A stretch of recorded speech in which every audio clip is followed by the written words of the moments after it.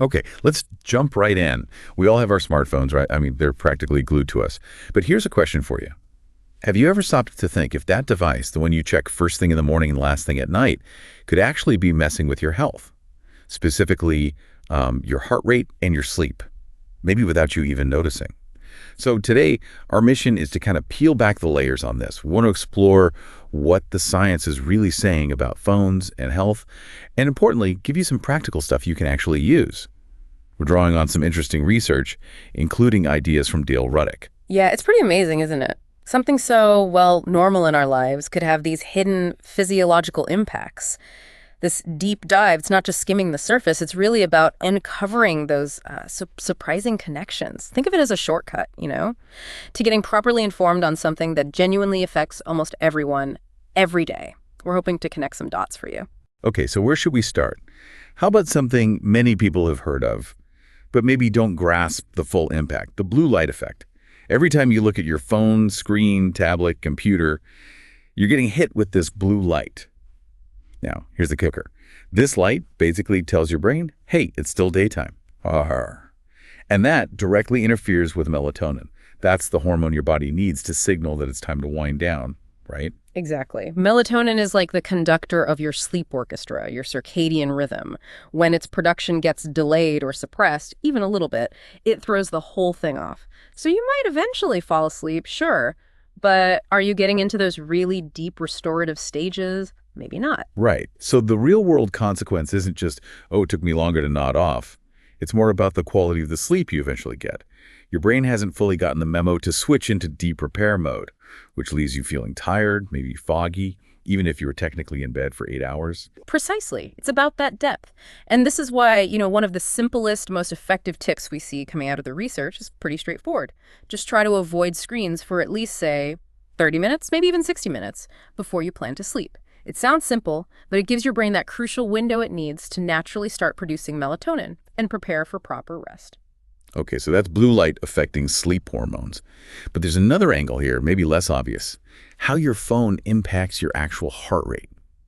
Think about all those notifications, texts, emails, social media updates, ping, buzz, ping, especially if this is happening in the evening, closer to bedtime.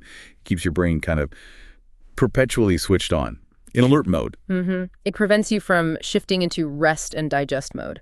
Instead, it tends to activate the sympathetic nervous system. That's your body's fight or flight response. And that's not just a mental thing, is it? It has real physical effects. We're talking potentially increased heart rate, maybe even a rise in blood pressure, and definitely a boost in cortisol. That's the main stress hormone. Yeah, and that's the immediate reaction. But think long term. If this is happening repeatedly, day after day, it can contribute to a state of chronic, kind of low-grade stress.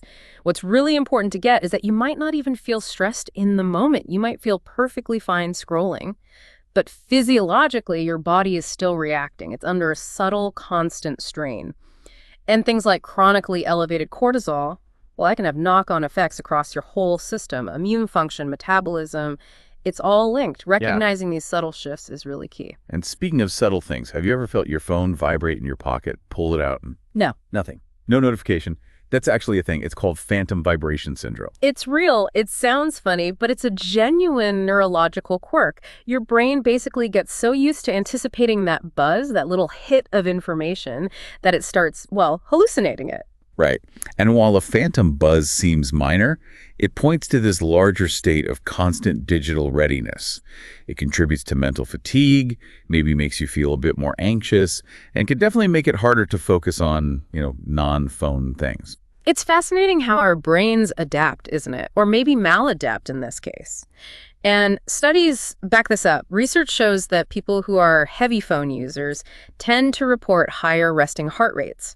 They also report lower sleep quality overall. And this is especially true when the phone is kept in the bedroom during sleep. Wow, the bedroom phone habit. Yeah, it just clearly shows how this constant expectation, this rewiring for digital input, has measurable health consequences. It's not just in your head, it's in your heart rate, it's in your sleep cycles. Which brings us neatly to actual sleep interruptions. Even if you think you're sleeping through the night with your phone nearby.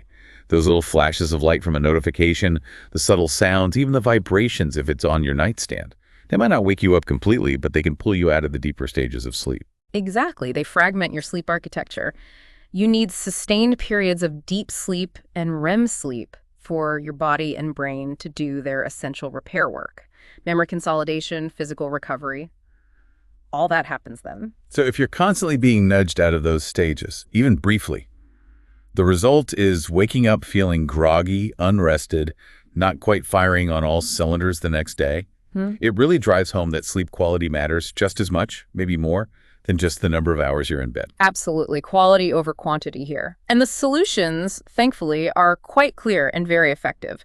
Put your phone on Do Not Disturb mode, or even better, airplane mode so nothing gets through. Or the gold standard really is to just keep the phone out of the bedroom altogether.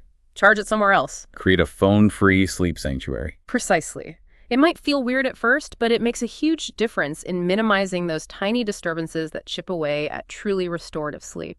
Okay, so let's just quickly recap the main ways your smartphone might be secretly working against your health. First, that blue light messes with your melatonin, delaying it, which leads to poorer sleep quality. Second, the constant pings and alerts can actually increase your heart rate, keeping your nervous system in a low-level stress state. Right. Fight or flight instead of rest and digest. Third, it keeps your brain in that always-on alert mode, leading to things like phantom vibrations and maybe anxiety. And fourth, even silent notifications can disrupt those crucial deep and REM sleep cycles. And all of that together, well, can add up to long-term fatigue, potentially more anxiety, and definitely puts a strain on your cardiovascular system over time. Yeah, this deep dive really highlights it, doesn't it? How these seemingly small, everyday phone habits can have these really significant cumulative effects on our well-being. It's not usually one big dramatic thing. It's the steady drip, drip, drip of these little stresses and disruptions. It's a powerful reminder. Your phone is an amazing tool, no doubt, designed to connect us. But fundamentally, it should be serving you, not the other way around, not subtly controlling your physiology. So maybe tonight, think about trying one small thing, just one. Silence the notifications after a certain hour, maybe swap the phone screen for a soft lamp and a physical book or some calming music. Just give your body, your heart, your brain the chance to properly wind down. Absolutely. You really are in the driver's seat when it comes to your health. Remember that idea. Small habits can lead to big healing. It's empowering. Making these small conscious choices isn't about deprivation. It's about reclaiming your own well-being, your own peace. So we'll leave you with this thought to mull over. What if the very device that we think connects us so well with the world is actually quietly disconnecting us from our own inner peace, our own physical health? It's definitely something worth reflecting on, your personal relationship with your device. And if you found this interesting and want to explore more natural health approaches, particularly around cardiovascular health, much of today's discussion touches on themes explored by Dale Ruddock in his work, like his book, Lowering High Blood Pressure Naturally. Something to check out, perhaps.